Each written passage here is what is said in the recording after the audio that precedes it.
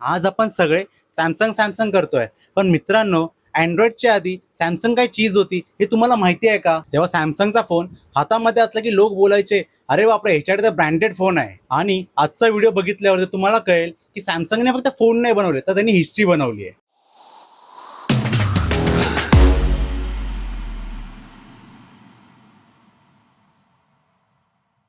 नमस्कार मित्रांनो, तुमचं स्वागत आहे आपल्या चॅनलवरती. आज आपण बघणार आहोत सॅमसंगचे लेजेंडरी फोन अँड्रॉइड एरा सुरू होण्या अगोदरचे धुरंधर. म्हणजे असं समजा की आजचे स्मार्टफोन जर स्काय रॉकेट आहेत, तर त्या टाइमचे सॅमसंगचे फोन बुलेट ट्रेन होते. आणि हो, तेव्हा लोक त्याचे फीचर्स बघून बोलायचे, हा फोन असताना लॅपटॉपची काय गरज. हे तुम्हाला जास्त वाटत असेल, पण थोडंफार खरं आहे. सगळ्यात आधी येते ती सॅमसंगची HGS सिरीज, जी 2002 मध्ये लॉन्च झाली होती. अर्ली 2000 मध्ये सॅमसंगने ही सिरीज लॉन्च केली.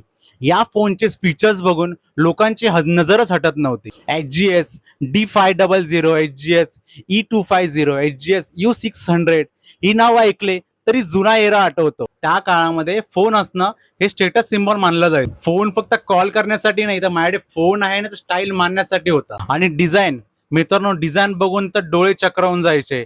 त्या काळी तुझा कॅमेरा जास्त आहे की रॅम जास्त हे नव्हतं इम्पॉर्टंट, तुझा फोन किती स्लिम आहे हे इम्पॉर्टंट होतं. कारण जड फोन खिशात टाकून फिरण्यापेक्षा स्लिम फोन स्टायलिश वाटायचे. मग आली अल्ट्रा एडिशन सिरीज. या फोनची टॅगलाईनच भारी होती, अल्ट्रा स्लिम आणि अल्ट्रा प्रीमियम. म्हणजे तेव्हा सॅमसंगने तेव्हाच ठरवले होते, फोन फक्त कामासाठी नाही तर स्टायलिश पण असला पाहिजे. X820, U100 हे फोन त्या काळाचे फॅशन स्टेटमेंट म्हणून बघितले जायचे. आज लोक आयफोनच्या थिकनेस बद्दल बोलतात. सॅमसंगने ते 2000 दशकामध्येच अगोदरच करून दाखवले होते. आता येतोय त्यांचा ओमनिया सिरीज. हा होता सॅमसंगचा विंडोज मोबाईल एरा मधला heavy player. Omnia i900, Omnia HD हे फोन बघूनच वाटायचं की मोबाईल नाही, तर एक छोटासा कम्प्युटर आपल्या पॉकेटमध्ये आहे. त्या काळामध्ये टच स्क्रीन, स्मार्ट फीचर आणि प्रीमियम फील, ते पण सगळे एकाच पॅकेजमध्ये. म्हणजे सॅमसंगने सिंपल पासून थेट बॉस लेवल पर्यंत जम्प मारली होती, आणि जम्प खूप मोठी होती. मग आली सॅमसंगची वेव्ह सिरीज बडा OS सोबत. हो मित्रांनो, बडा OS. सॅमसंगला वाटलं होतं की अँड्रॉइडवरती डिपेंड राहण्यापेक्षा आपले स्वतःच एक इकोसिस्टम तयार करूया. त्यासाठी ही सिरीज लॉन्च केली होती. वेव्ह 8500, वेव्ह 2 हे फोन बघितलं की वाटायचं एकदम डिझाईन पण कडक आहे, मल्टीमीडिया जबरदस्त आणि लुक तर एकदम प्रीमियम होता. लोक या फोनकडे बघून बोलायचे, हा एक खरंच फोन आहे की एक शोरूम मधला आर्टिफॅक्ट. आणि मग आली सॅमसंगची लक्झरी फोन सिरीज. मित्रांनो, हे फोन सगळ्यांसाठी नव्हते, हे फक्त प्रीमियम सोसायटी, कळताय ना, फक्त प्रीमियम सोसायटी लोकांसाठी होते. जॉर्जिया, अरमानी हे फोन बघूनच वाटायचं की हा साधा सुद्धा माणूस नाहीये. म्हणजे फोन कमी आणि स्टेटस सिम्बॉल जास्त होत. आजची लोक स्किन कव्हर, कस्टमायझेशन करतात, पण तेव्हा सॅमसंगने फोनलाच फॅशन बनवले होते.